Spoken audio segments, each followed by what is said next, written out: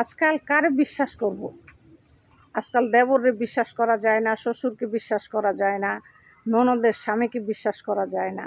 আমার হাজব্যান্ড থাকে বিদেশ, আমার ননদ আর ননদের জামাই, আমার শ্বশুর শাশুড়ি দেবর, এরা থাকে আমাদের বাড়িতে। 3 তলা বাড়ি, তারা আমাদের বাড়িতে থাকে। আমি একটা রুমে থাকি চুপ করে পড়ে। কাজকাম শেষ হয়ে গেলে আমি আমার রুমে চলে যাই। আমার ননদের জামাই আমাকে নাকি বহু বছর ধরে পছন্দ করে। আমার বিয়ে হয়েছে প্রায় আপনার মনে করেন 10-15 বছর। এই 10-15 বছর বয়সের ভিতরে আমার হাজব্যান্ড বিদেশে থাকে। আপনার 2 মাসে 3 মাসের ছুটিতে আসে। আসার পরে সে আবার চলে যায়।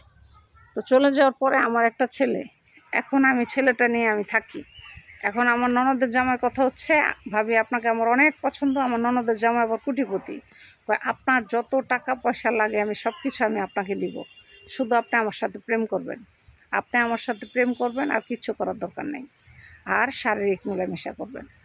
হ্যাঁ, আমি কই আচ্ছা আপনি যে আমাকে এই অফারটা করলেন, আপনি মানুষ না আর কিছু? হ্যাঁ, আপনার সাথে আমার শারীরিক মেলামেশা করতে হইব কেন? আমার স্বামী নেই?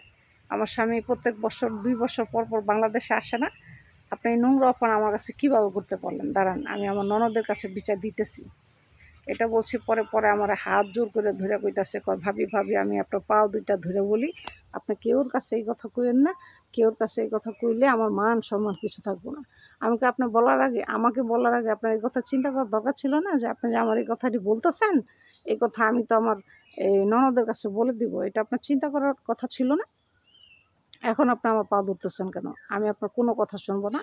আমার ননদের কাছে আমি বলে দিব যে আপনি আমাকে এই অফার করছেন, আমার সাথে প্রেম করতে চাচ্ছেন, ইভেন আমার সাথে শারীরিক মেলামেশা করতেও চাচ্ছেন।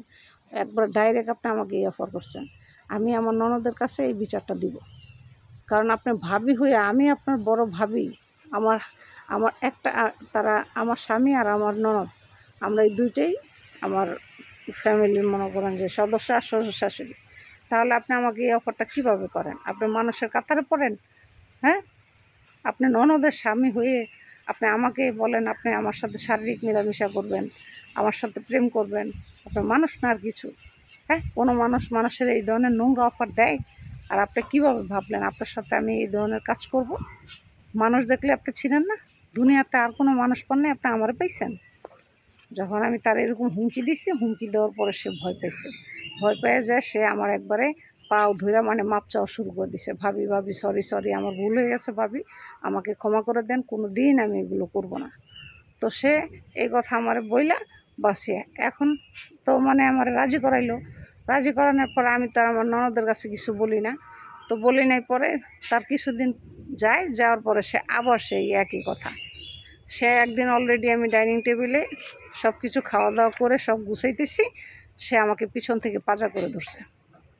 একদম পিছন থেকে পাজা করে ধরে পিঠের ভিতরে 2-3টা চুমা অলরেডি দিয়ে দিছে আমার। দেওয়ার পরে আমি পিছন থেকে ঘুরে ঠাস করে একটা তার গালে চটকানা মারিয়ে দিছি। আমি কি, আপনার কত বড় সাহস? আপনি আমাকে জড়ায় ধরে এভাবে চুমা দিচ্ছেন? আপনার কত বড় সাহস? কেউ যদি দেখতো আমার মান সম্মান কই যায় দাঁড়াইতো? আপনি একবার চিন্তা করছেন? আমার ছেলেই যদি দেখতো আমার মান সম্মান কই যায় দাঁড়াইতো? আমার ছেলে তো ভাবতো আমার মা খারাপ। কিন্তু এই কাজটা যে আপনি নিজে ইচ্ছা করে করছেন, এটা তো আমার ছেলে বুঝবে না। কারণ ছোটো বাচ্চা মানুষের চোখে যেটা দেখবে সেটাই বুঝবে। আপনি এই কাজটা করলেন কেমনে? হ্যাঁ, আজকে আমি শ্বশুরের কাছে বিচার দিব, আমার শাশুড়ির কাছে বিচার দিব, ইভেন আমার ননদের কাছে দিব, আমি দিবই। পরে আমি এই ব্যাপারটা আমার শ্বশুর শাশুড়ির কাছে খুলে বলি। খুলে বলার পরে আমার শ্বশুর শাশুড়ি জামাইকে পুলিশের হাতে উঠায় দেয়, যে আমার বাড়ির বোর মান ইজ্জত নিয়ে আমার মেয়ের জামাই খেলা করতেছিল, একে পুলিশে হালায় উঠায় দেন। একবারে মিনিমাম 10 বছরের জেল দিয়ে দিবেন তারে। কারণ সে যে কুচরিত্রের লোক, তার এই খোলামেলা থাকা উচিত না। সে আজকে আমার ছেলের বউয়ের দিকে নজর দিছে, কালকে যে সে অন্য মেয়ের দিকে এরকম নজর দিব না, এটা সিকিউরিটি কী? আর এরকম জামাইয়ের কাছে আমার মেয়ে সংসার করবে, এটাও আমি চাই না। তখন আমার ননদকে ওই স্বামীর থেকে ডিভোর্স করে নিয়ে আসা পড়ছে। কারণ তার চরিত্র খারাপ, সে তার আপন ভাবির দিকে নজর দেয়। তো সে যে বাইরের মেয়ের দিকে নজর দেয় না, তার সিকিউরিটি কী? তখন তাকে পুলিশের হাতে উঠাই দিছে আমরা সবাই।